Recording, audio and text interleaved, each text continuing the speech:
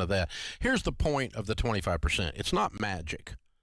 The point is, long term, over the next 5 or 10 years, if you have a house payment that eats up all of your income, you have no money. Point of the 25%. It's not that's how deep the 25% is, okay? Because people will, you can get qualified for a loan that's 50% of your take-home pay, and you can't even breathe.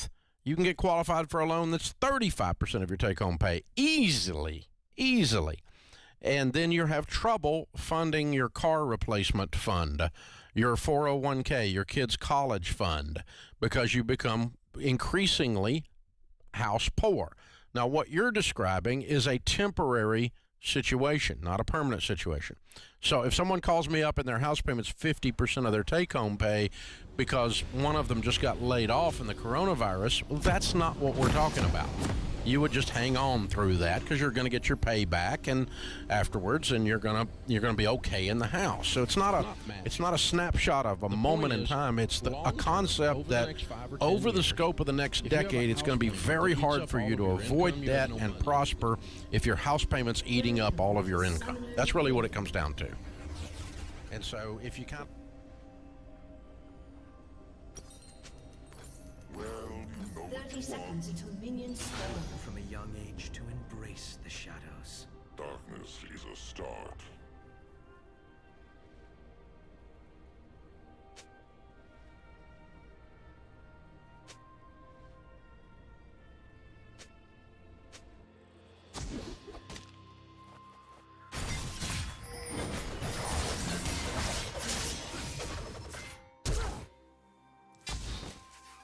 Minions have spawned.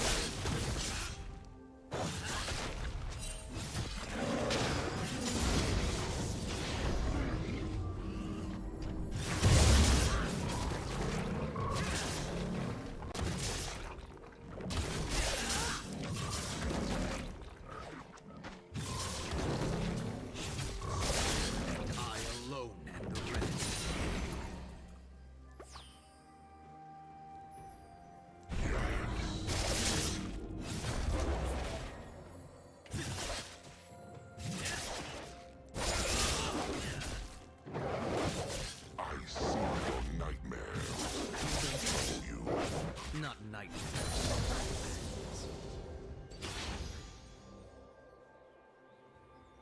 Fear this.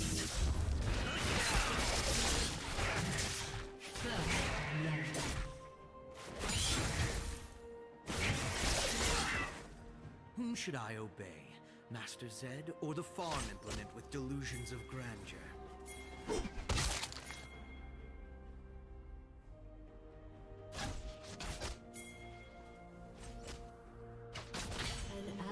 Has been slain.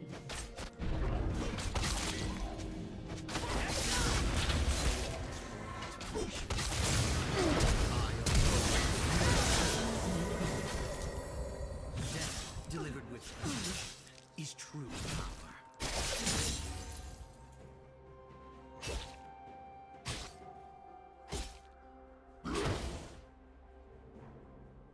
Said to order back.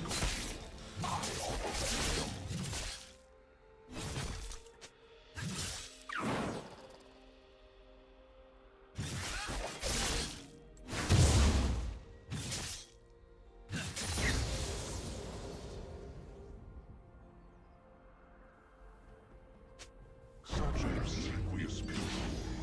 I will be your new master.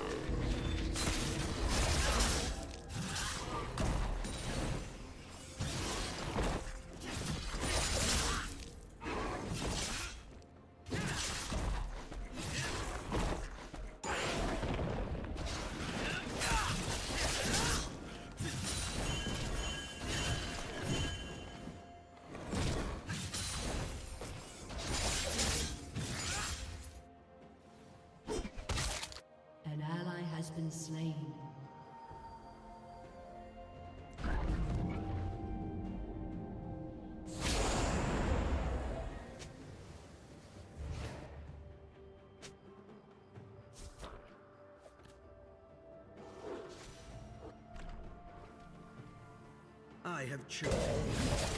You will serve me.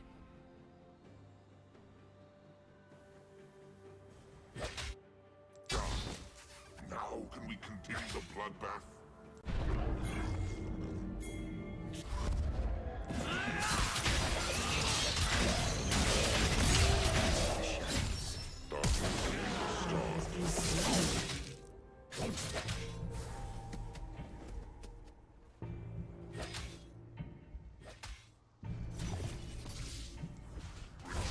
Do not question me or my motives.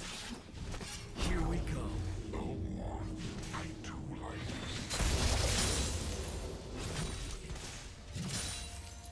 What will be the final lesson? Give in. I will show you. An ally has been slain.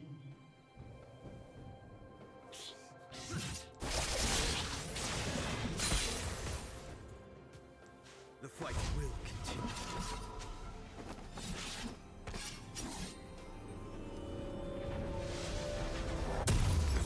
Not my first choice, but okay.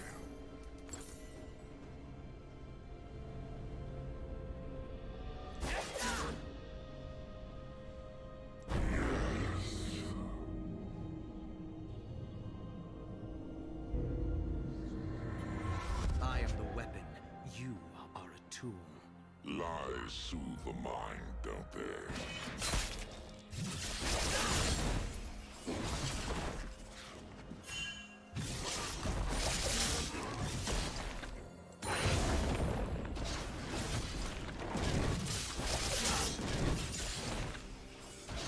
Let go and you will die. An ally has been slain. There is much darkness around you. In you. That is my honor.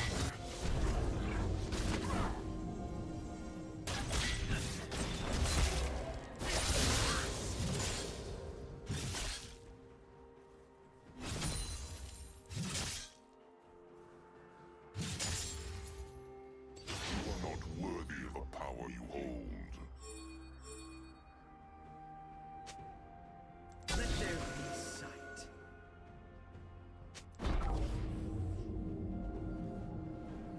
An ally has been slain.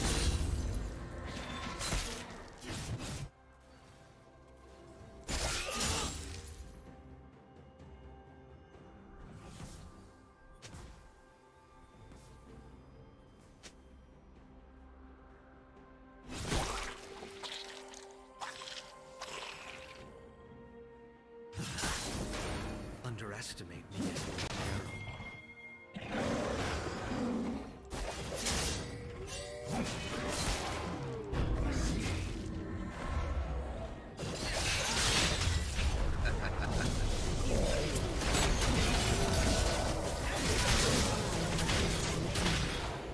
Enemy double kill.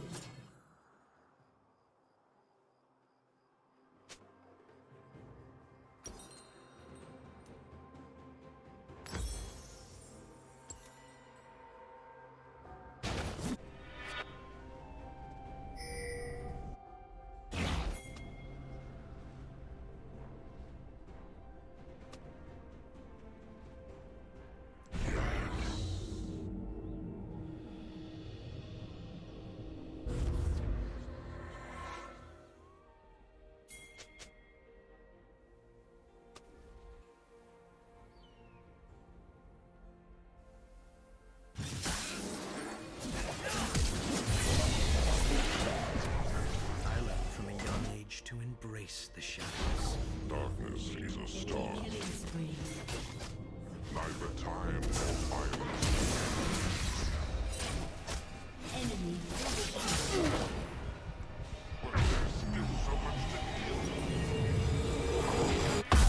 Good choice. Pairs nicely with wrath and fury. Kill the mind. Enemy rampage. Fear this.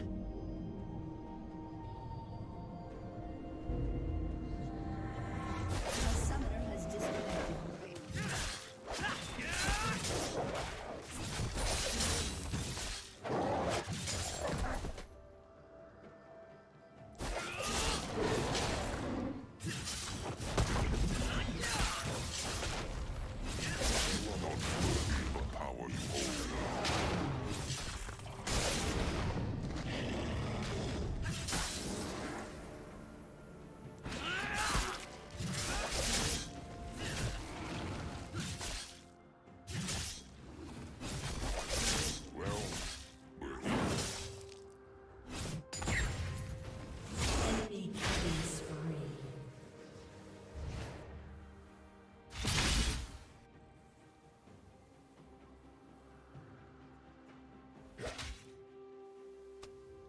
This is the part I like best. The anticipation. No, it's the killing.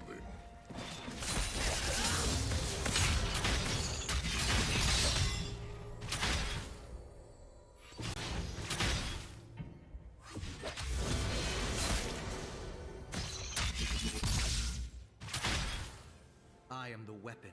You are a tool. Lies soothe the mind, don't they?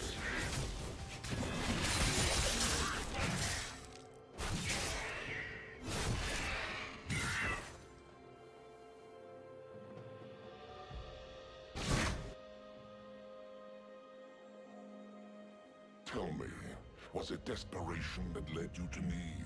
Audacity.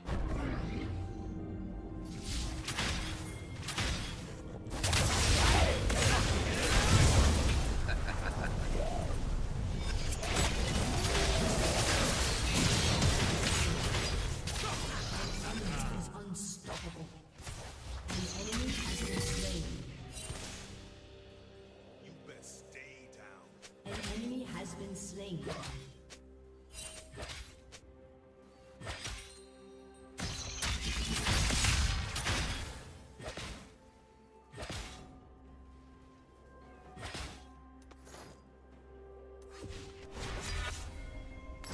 Aren't I Enemy enough? rampage.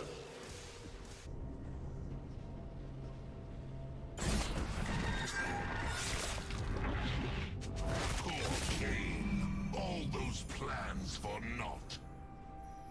Yes. Your turret has been destroyed.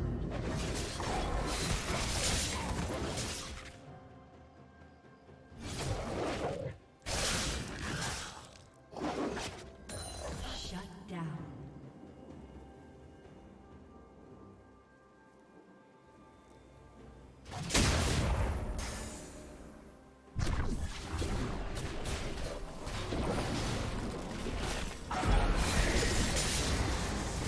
Ally has been slain.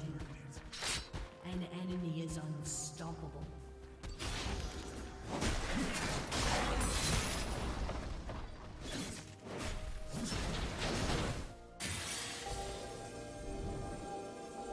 An enemy is dominating. I prefer to gouge out all their eyes, but this will have to do.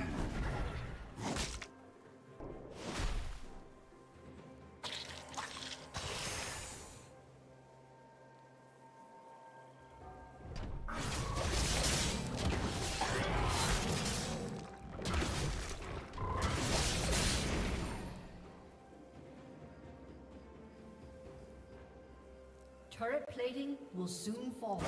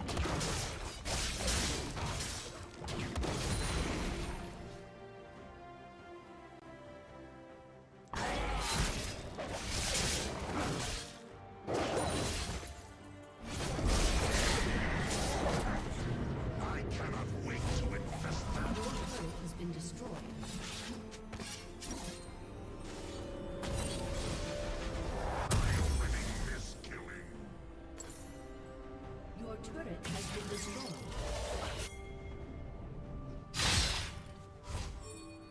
An ally has been slain.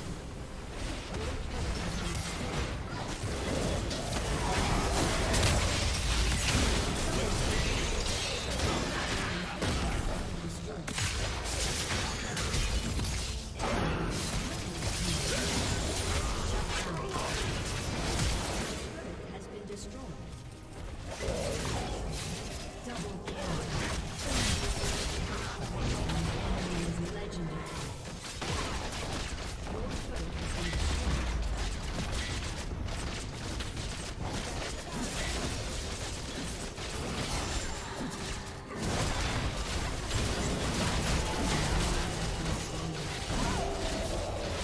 has been slain.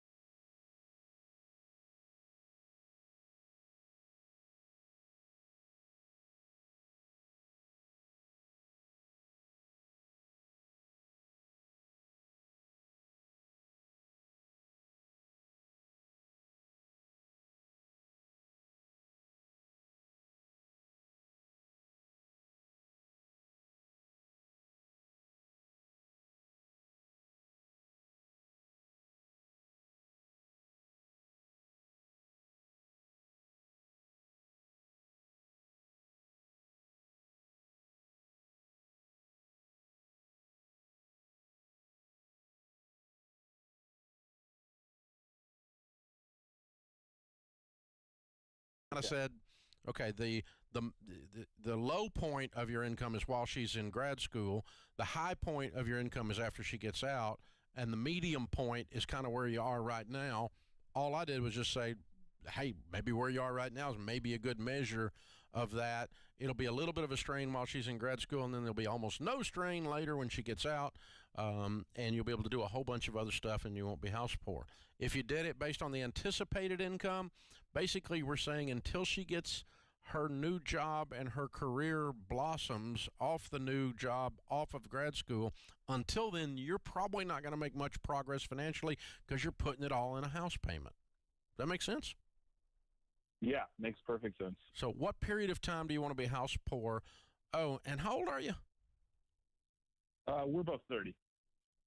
And how many kids have you got? 0 kids. No kids. Okay. Do you plan on having children? Yes, we will have a couple kids. Hopefully, Okay. Lord willing. What do you think the probability is you move? Yeah. Yeah.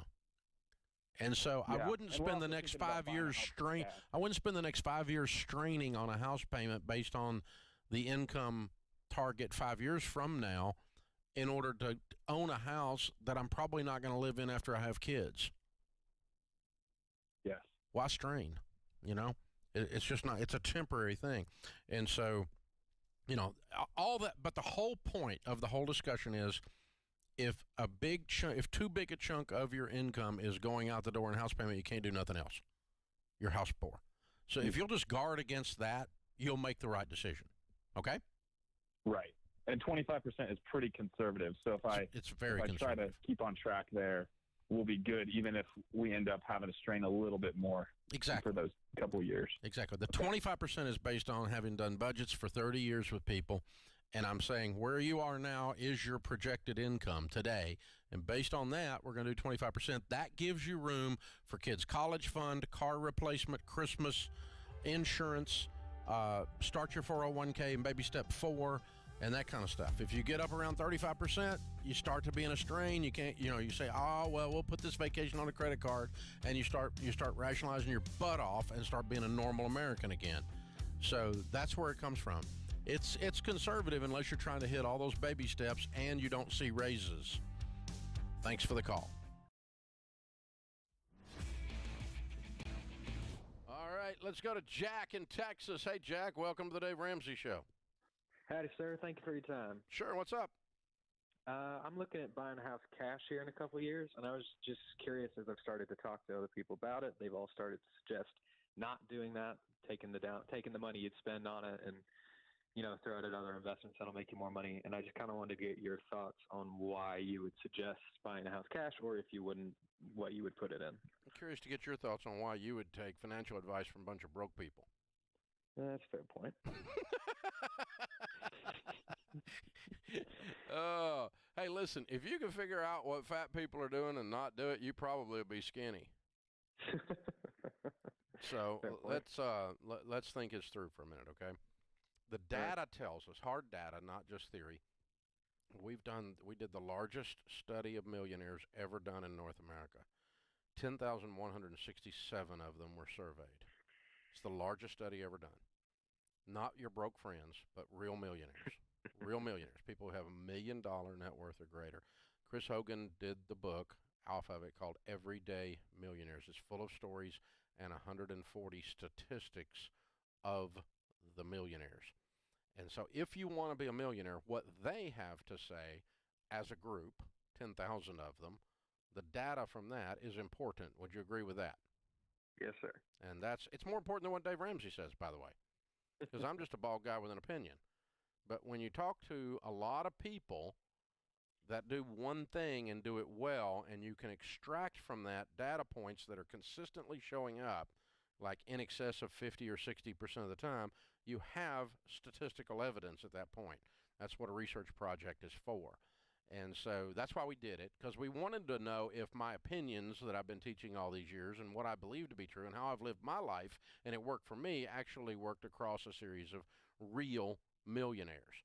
And what we found was not 50%, not 60%, but north of 80% of the millionaires. That's like statistically almost all of them. You know, I mean, you look at a political poll, if they get 51% on something, they call it a touchdown, you know? But I'm talking 80, 85%. Here's the thing we found. Okay, 85% of them said that they paid off their homes very quickly, and the average was 10.2 years. So a paid-off home is a big indicator towards becoming or being wealthy. The second thing we found was 93% of them systematically invested consistently into retirement plans, into good mutual funds. The paid-off home and the consistent investing in a 401k, Roth IRA, those kinds of things, is what caused people to be wealthy. So that is the actual truth that the data backs up. So having said that, what I have said all these years was backed up, and it was that it turns out your income is your most powerful wealth-building tool. And when you don't have any payments, no house payment, no car payment, no MasterCard, no student loan that's been around so long you think it's a pet, when you don't have any payments, you have money.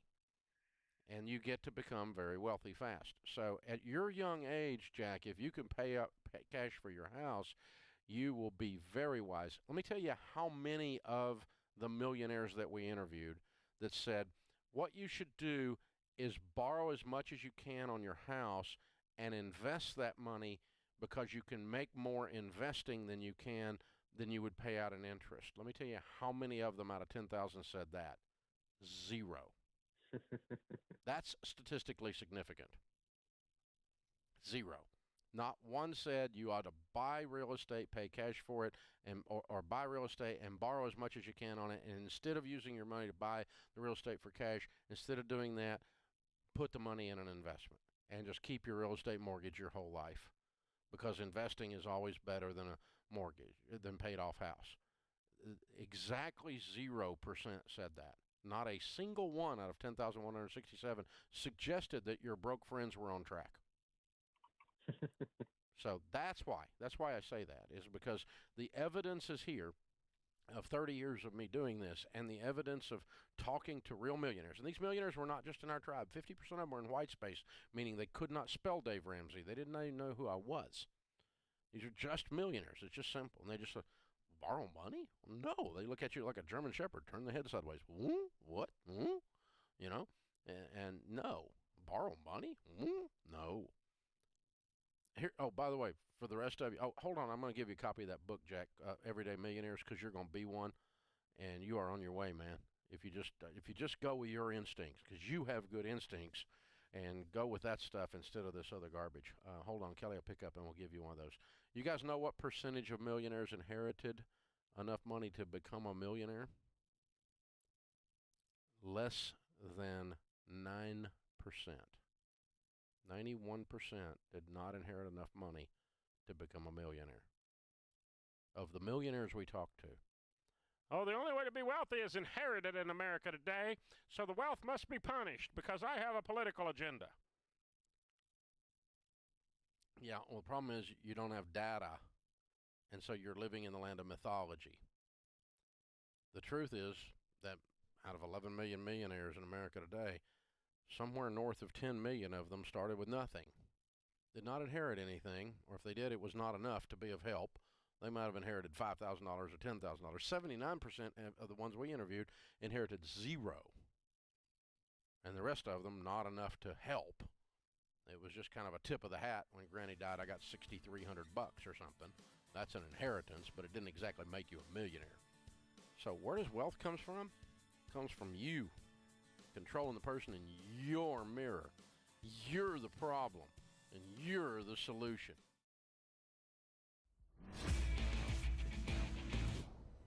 If you didn't know, what you believe about the world and how it works causes you to make decisions.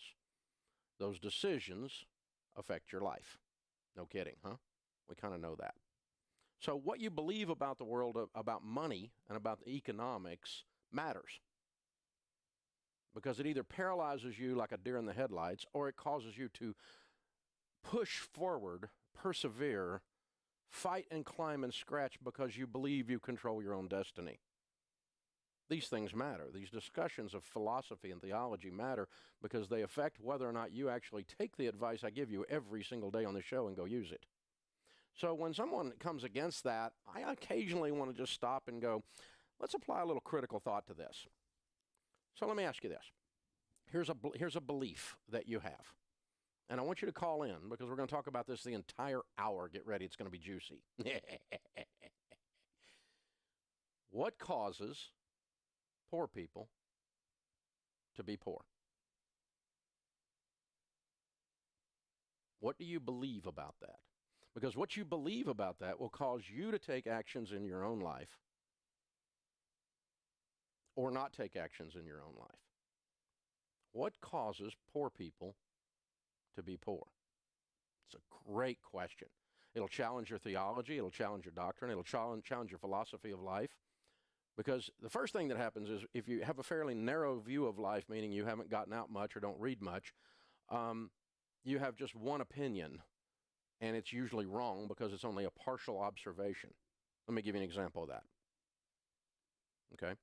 This article was just published in the Washington Post.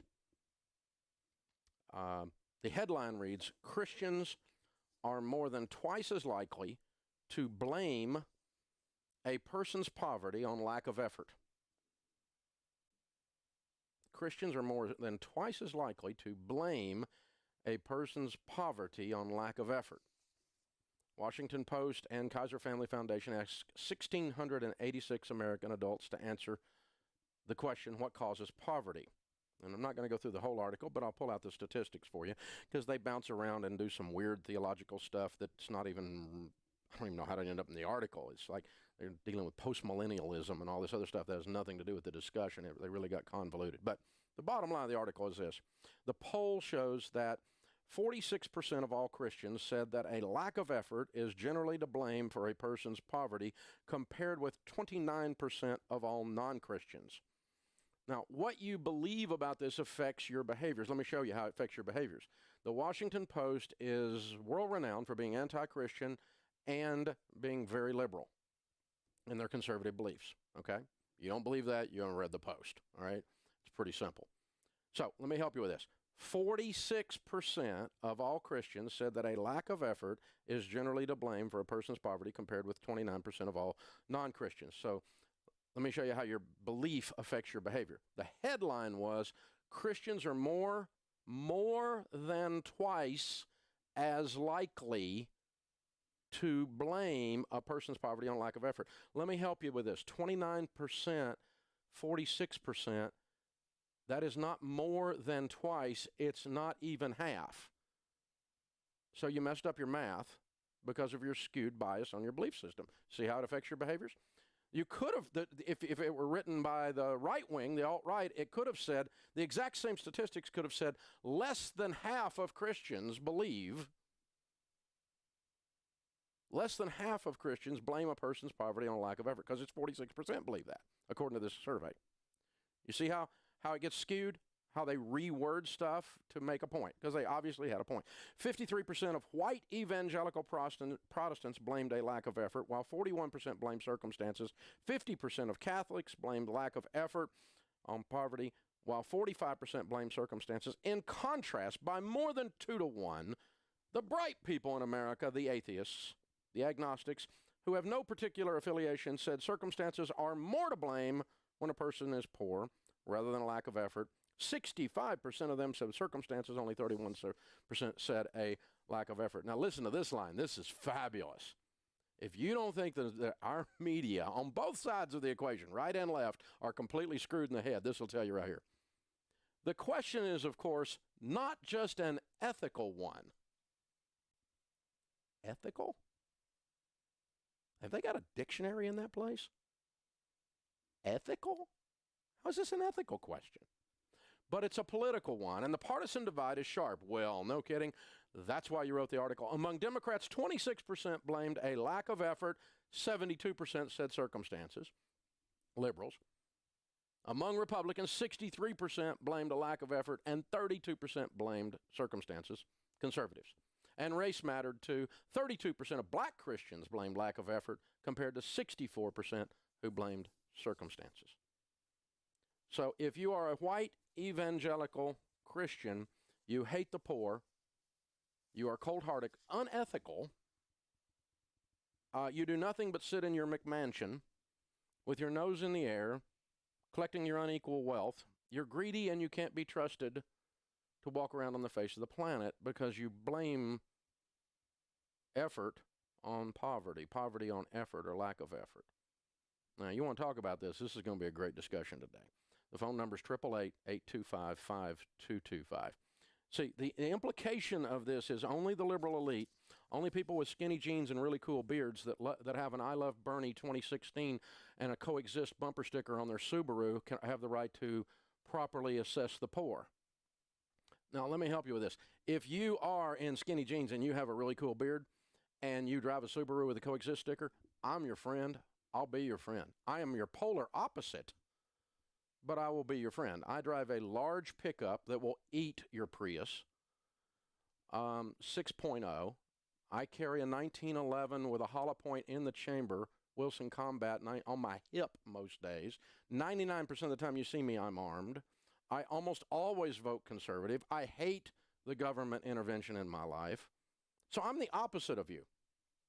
And I am a white evangelical. I am the devil incarnate, which automatically means I'm racist, although I'm not. Half of the Ramsey personalities are black, if you hadn't noticed. And some of my best friends on the planet, by the way. I must be sexist, too. You got a problem there. Half the Ramsey personalities are women. See, this is a hateful premise, is what it is. And the conservatives are not right on this issue, and the liberals are not right on this issue.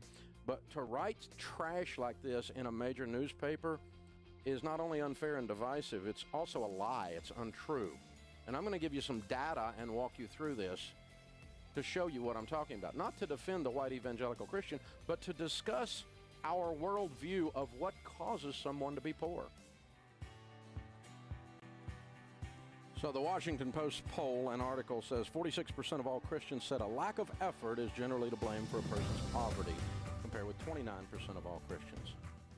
And that includes Catholics, Protestants, and they give the different breakdowns. I covered that in the first segment. So here's the problem. This is a hateful premise. And we have to stop dividing everyone down these lines of liberal, conservative, black, white. This polarization's got to stop. If you are driving a Subaru with a coexist sticker on it, I'll be your friend. I'm not mad at you. I don't have to go along with your political beliefs or ideologies to like you or to be your friend or help you if you call in. If you need some help with your money, I'll help you. I'll show you how to fix it. I'll help you. You and I don't agree on anything politically or religiously or whatever. That's fine. That's cool. I mean, when I go to Atlanta, the guy that I've used for 10 years that drives the car for me down there, he owns a car service, is a wonderful guy. His name's Elijah. He owns about 10 cars and has a big car service. I've helped him and talked to him about business, and he's Muslim, and he and I are friends. Hello. He's not trying to convert me to Islam, and I'm not trying to convert him Christian. We're just two guys running businesses, and we like each other. Oh, by the way, he's a black guy, I'm a white guy, just by the way, okay? You know, I mean, why do we have to always be so dadgum hateful? I don't get it. So I'm not mad at you. I'm opposite of you. And if you don't like that, that just means you're intolerant. So here's the thing. Let's first look at some data. Now, if Christians truly believe that poor people exclusively are poor because they're lazy, they have a funny way of showing it because of the amount of money that is given to poor people. ABC News had this article out just a little while back. Who is doing the giving? Let's look at charitable giving as the data, because you wouldn't give to something you don't believe in. 3/4 of American families donate to charity, giving $1,800 each on average. Of course, if 3/4 give, that means 1/4 don't. So we assume that the rich give more than the middle class more than the poor. I've heard liberals that care more than the less fortunate, so we assume they give more than the conservatives do. Are these assumptions truth or myth? To test what types of people give more, 2020 went on to two very different parts of the country with contrasting populations: Sioux Falls, South Dakota, and San Francisco, California. The Salvation Army set up buckets at the busiest locations in each city: Macy's in San Francisco, Walmart in Sioux Falls. Which buckets collected more money? Sioux Falls is rural and religious. Half of the population goes to church every week. People in San Francisco make much more money, are predominantly liberal, and just 14% of the people in San Francisco attend church every week. Liberals are said to care more about helping the poor. So did the people in San Francisco who are wealthier and liberal give more? Turns out the idea that liberals give more is a myth. Of the top 25 states where people give an above average percent of their income, 24 of them were red states in the last presidential election. Arthur Brooks, the author of Who Really Cares, says that when you look at the data, it turns out the conservatives give 30% more. And incidentally, conservative-headed families make slightly less on average. And he says the difference in giving goes beyond money, pointing out that conservatives are 18% more likely to donate blood. He says this difference is not about politics, it's about a different way of viewing the world and our view of government. So here's the deal. If Christians, white Christians in particular, believe that the poor are slackers, overwhelmingly the number one group that gives to the poor are Christians.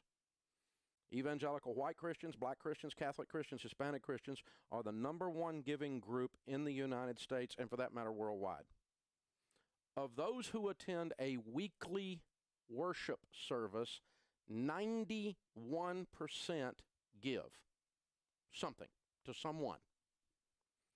66% of people who do not attend a weekly worship service give something to someone. A 30% drop-off, by the way, around almost 25% drop-off. Now, I've been in church for 35 years. Attended a couple different churches. I met God as an adult, met Jesus as an adult. The churches I go to are suburban white churches. They're mixed. They have some of every race in them, but they would legitimately be called white evangelical churches. Not that somebody was ruled out, not that somebody was told they couldn't come, but it's the demographic of the area the neighborhood, the preaching style, all of that tends to cause that. So there's always some Hispanic folks, some black folks, some whatever in there, some white folk. There's a little bit of all kind of folk in there is what it amounts to, but it's mainly white, admittedly. For 35 years, I do not ever recall one single sermon in any of the churches I've attended, anywhere, where someone trashed the poor and said, you're poor because of a lack of effort. Get up off your lazy butt. However, I will tell you that almost every Sunday, that church is raising money to feed the hungry in some city, state, or neighborhood around us, gathering up clothes to give to people that are poor, building houses and buildings for people that are poor in other countries and in our own neighborhood. We spend an awful lot of time, energy, and money giving money to the poor, considering we think they ought to get up off their lazy butts according to this liberal supposition. So it's just inconsistent. It's just actually not true. And if you look at it politically, this comes out. Conservatives give 30% more than liberals. Several pieces of research show that. And, you know, a bunch of articles on stuff out there. This was in the New York Times, an editorial. Are we cheap? Yes, Americans are cheap, says the former president Jimmy Carter. Recently said the rich states don't give a damn about people in poor countries.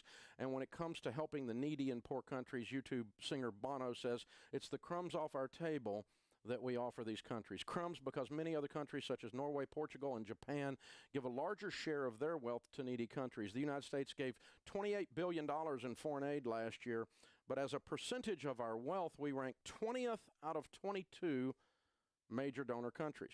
Actress Angelina Jolie is horrified by this. It's disgusting. It's really disgusting, she said. I think most American people, you know, really do think we give more. And I know they would if they could understand how little they give and how much more we can afford to give, absolutely without even noticing it. But wait a second. When you're talking about giving, you can't just talk about government giving. See, Angelina Jolie could look at herself as an example of a generous American. She gives her time, her money, to charities around the world, not counted in those figures we were just talking about, and so do millions of other Americans. America is not just our government, it's 300 million individuals, and their contributions far exceed what the government gives. America is anything but cheap. Americans give a lot, and last year they gave over $300 billion to charity, so let's put that in perspective and help you with this. Bono, he's worried about Portugal and Norway and Sweden. The people of America gave $300 billion to other countries to help them as individuals last year, which is more than the entire national income of Sweden. That'll help you with your ratios. Okay. 50% volunteer their time. Americans are the most generous per capita in the world. The data says President Carter's wrong. If we look at how much money Americans give per capita compared to citizens in other countries of the world, we find that the average American citizen gives away 3.5 times as much as the average French citizen, 7 times as much as the average German citizen, and 14 times more than the average Italian citizen. That's a per capita number. So the data shows that Americans are generous, that Christians are generous, and reaching out to help poor people. So why all the hate? Why are we hating on the Christians who are giving all this money to poor people?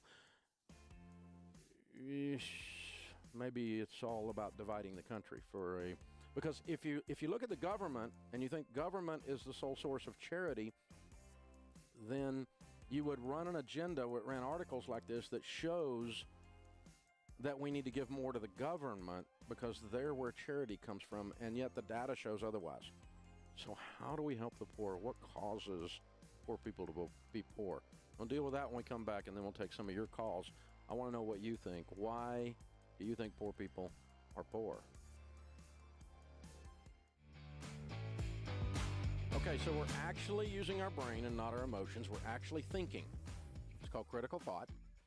And we say, a Washington Post article comes out that says more than half of Christians believe, more than twice as many Christians believe, which the math was wrong on, by the way, more than twice as many Christians believe that lack of effort on the part of the person causes their poverty more than anything else. And, of course, we've defeated that.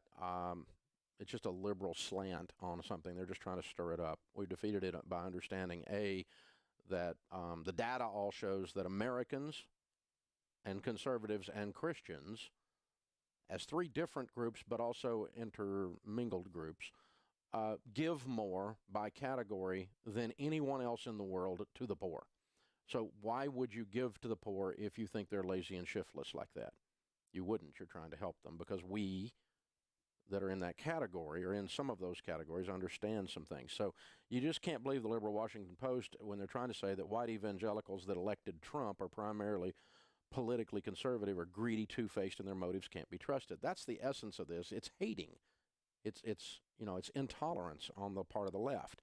So instead of dividing the country between liberal and conservative or black or white or Christian and non-Christian, why don't we just talk about the real problem, which is poor people? How can we help them? What causes them to be there for real? Well, let me just tell you, it is not just lack of effort. It's also circumstances that they're born into. And it's also oppression from the outside, holding them there. It's all three things, and it's all three things in different ratios depending on the situation. Let me give you a couple situationals, and we'll look at the ratios for a second, okay? Let's take a person who is in Haiti, been through an earthquake, has a corrupt government. Poverty like no other on the planet hardly, Haiti. So are they poor because of a lack of effort? You have to universally say no. Their poverty is not caused by a lack of effort. The island's a pile of rocks to start with. It's almost impossible to grow something there. Drilling a well is a major undertaking. The banana republics that have been in and out of there, the corrupt governments, are just ridiculous. And a lot of the charity money that goes down there just goes down a black hole, sadly.